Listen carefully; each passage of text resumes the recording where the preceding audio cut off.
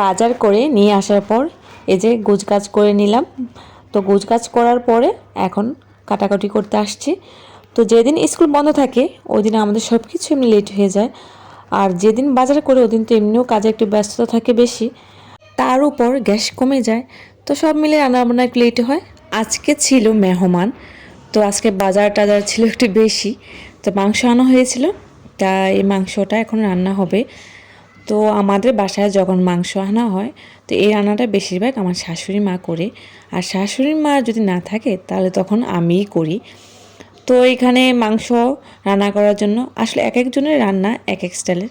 তো আমার মায়ের শাশুড়ি মায়ের হাতের রান্নাটা আমার বেশি মজা লাগে, মানে আমাদের সবারই, আমাদের ফ্যামিলির সবারই মজা লাগে। তো ওনার স্টাইলটা অন্যরকম। তো এই মাংসটাই আসলে এক একজন এক একভাবে রান্না করে, তো আমার শাশুড়ি মার স্টাইলটা আবার ভালোই লাগে।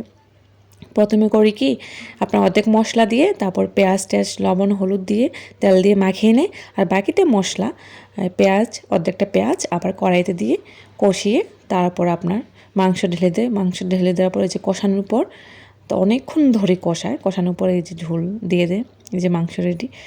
খাবারটা কিন্তু খুবই মজা হয়েছিল।